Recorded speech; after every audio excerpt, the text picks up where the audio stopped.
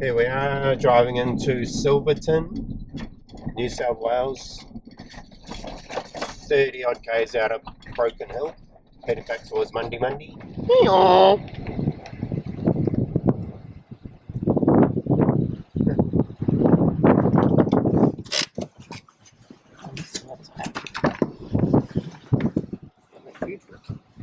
Wait. Hey. Hello. Ooh, yeah. Come on. Yeah.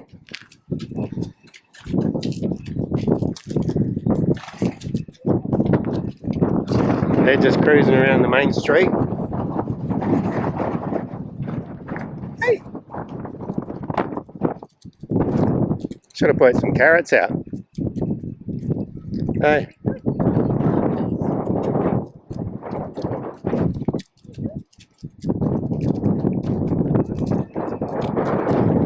Huh?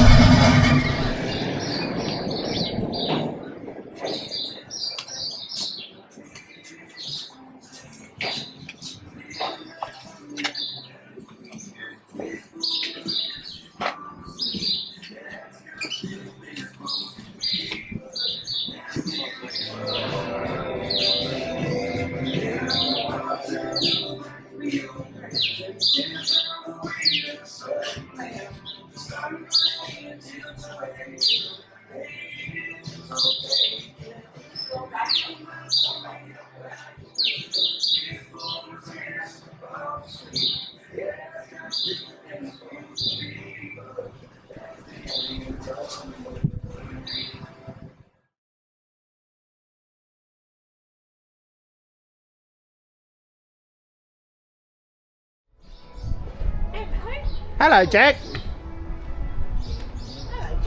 Hello, Jack. Jack, don't be naughty. Hello, Jack. Hello, Jack. Don't ignore me, Jack. Hello, I know you can hear us. Come on, hello, Jack. Show us your wing. You're the pretty boy. Dance, dance. Yay! Oh, swing. Oh, that clever boy. Leo.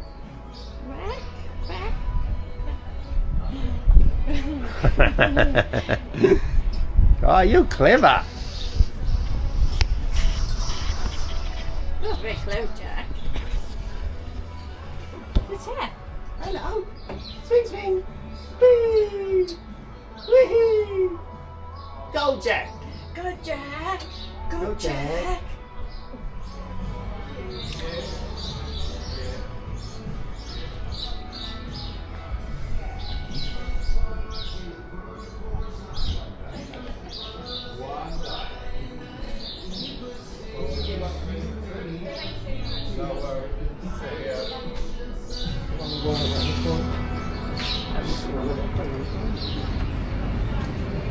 Oh, I can smell smoke. I can smell the smoke, mate. Oh.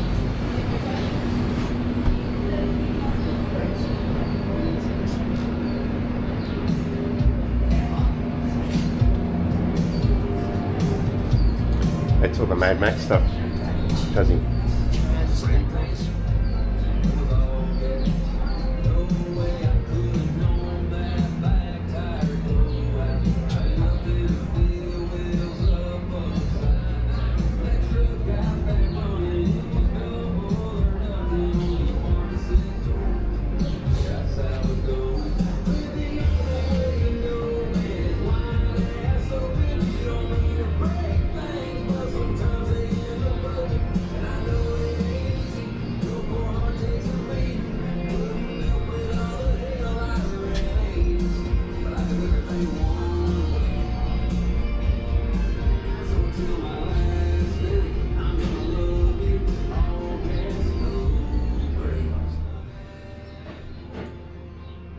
Does he?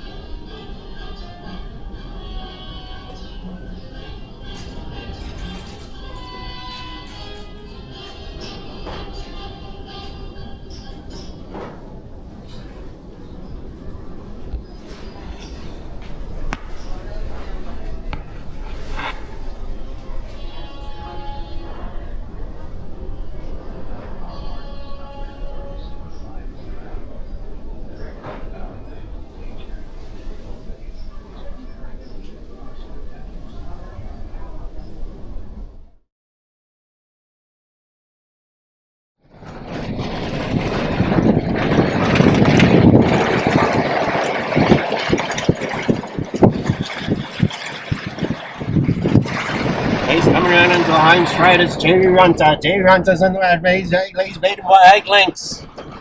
And it's Jerry Runter. Jerry Runter takes out the Broken Hill Cup, followed by Black Betty.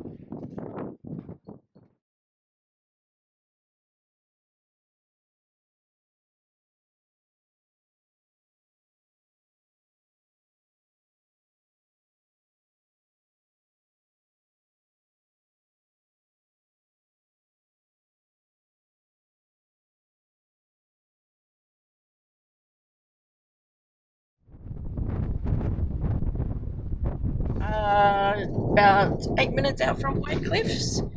So this is another opal town out here. So we're going to go Fossicking again, my favourite thing. Yeah.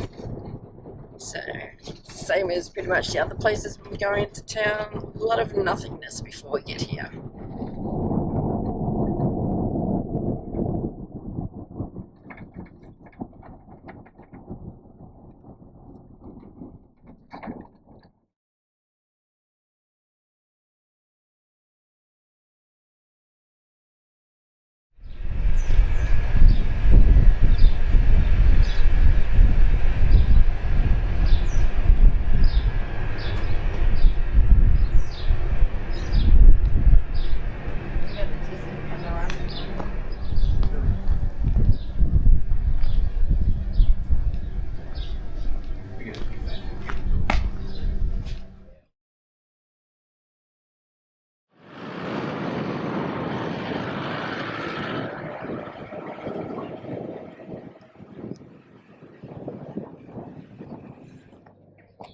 Rightio peeps. Here we are. This is Potch Gully in White Cliffs, and we're having a bit of a Fossicking. Let's make sure that we don't fall down. We can't fall down any little shafts. There's shafts everywhere around here. Rightio, love to stay and chat, but I've got Opal to find.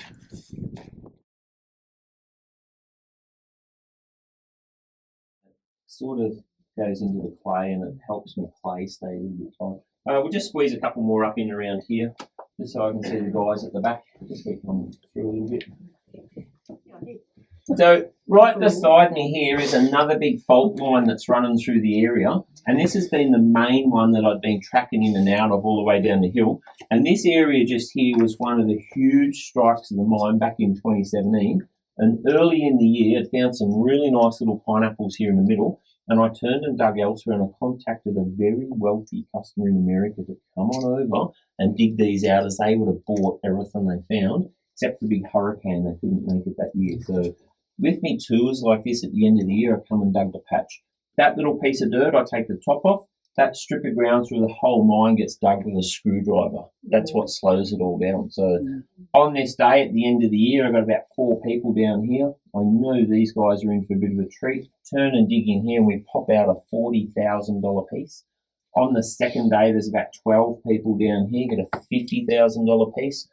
Third day, word's getting around a little, because there's like about 20 people down here. $60,000 piece. Every day was just one after the other through that ground there behind me. So one day I'm looking behind me and there's 35 people all packed in this little corner, and they're all waiting in silent anticipation for something to happen. I mean, you could hear a pin drop down here, and I'm at the front sweating under the pressure because I'm not seeing anything. Neither was the person beside me. When I get right to the end of the gouge and I hear this softest little clink, and very quietly relieved to myself. 35 people heard me and all roared into this big, yeah. So they nearly brought the bloody roof down. This is what popped up. Oh, no way. Whoa. Nice. Wow. And how long she been living down See? Well, yeah, millions, yeah. So as you can see, this is a double pineapple. There is only 2 of these in the world, both of them from just here. Sold the other, kept this one as the better. As it stands there, you're looking over 500,000 for that one piece.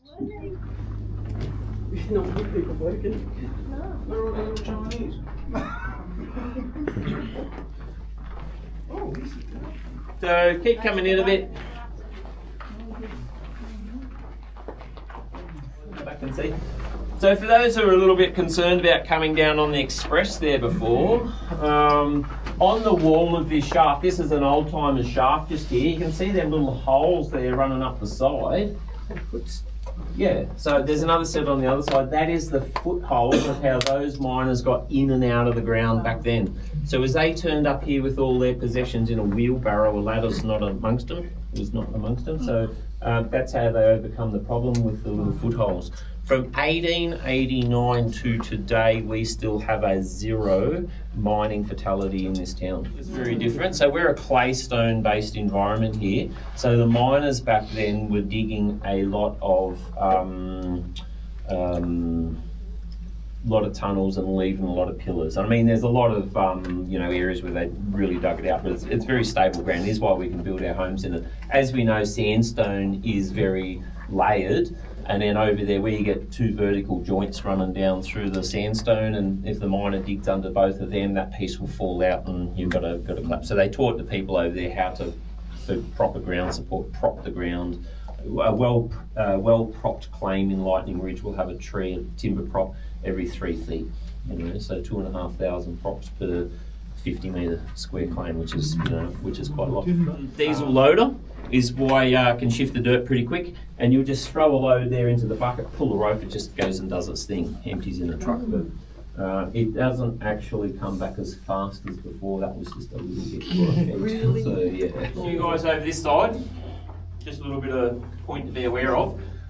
Just behind you is this big old shaft there, 2 levels of digging up there, still a whole lot of loose dirt in it.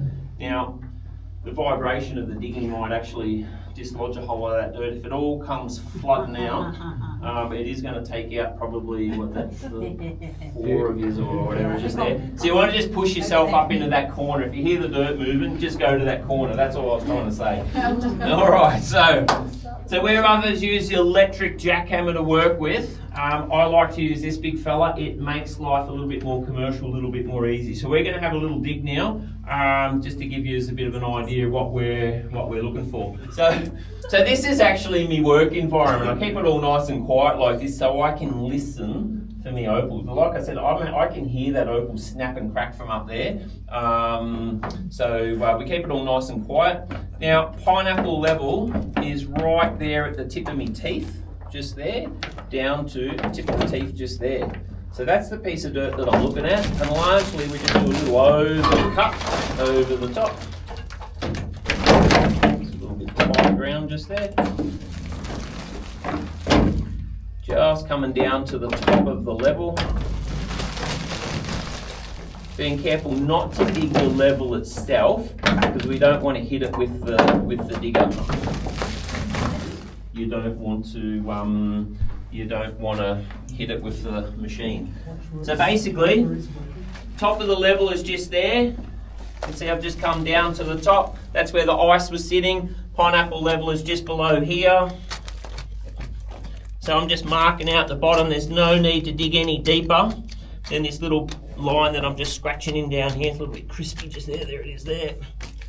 Just got to get all the way down to there, all the way across there. So there's the bottom, just there. There you go, jump in there.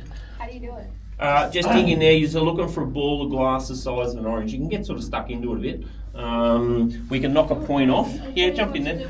We can knock a point off. We can glue that on, but we cannot glue half a stone back together. So you can go a little bit quick at it.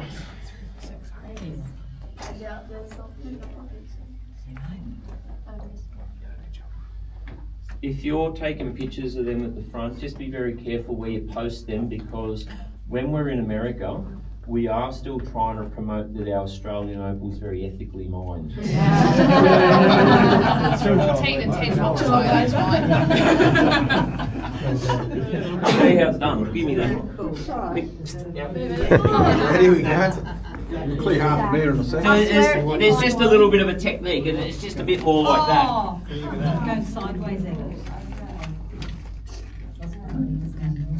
I think he's cleared more out in a few seconds. Okay, he's like 2 times my size though, so like... Yeah, but I was just checking. You might have had like a good way of doing it that I didn't know or something, you know. So. Oh, yeah.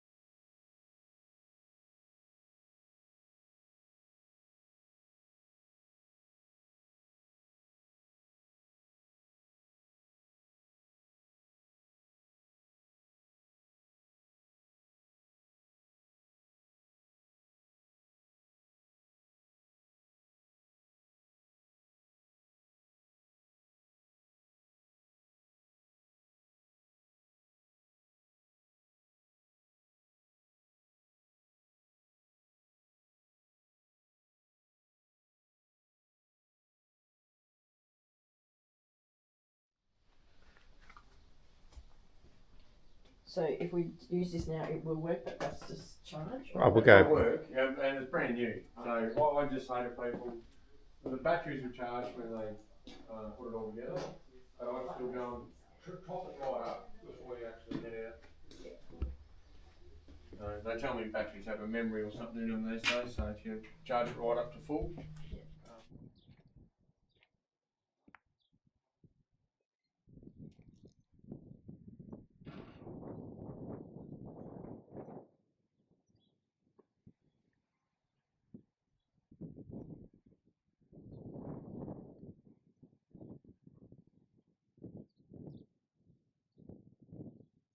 To the biggest fashion parade in the world, the New York Fashion Show. So her and my wife put together, this is 5 of the articles that they did for the New York Fashion Parade, for God's sake. And they did 10 articles, and no 2 of them are the same, all different. She's just done 13 kilometres of this in a bathtub in Sydney, found an Australian lady's going to do all the design, so that'll be something. All silk dyed with rusty metal. It looks like... Looks amazing. Looks like marble. I thought it was marble. She didn't like this piece, so we stole it. On the 15 tables, nobody wanted them. We got 15 tables for $10. The drawers got keys in, they were their personal lockers. We cut the top sections, took all that. And the tin was $10 a sheet, so I built the kitchen for $80. $80. Yeah, what does it look? Yes, exactly. There's a man's face on that. I'll keep doing this room. You go and turn the lights on, then you come back. That's crazy.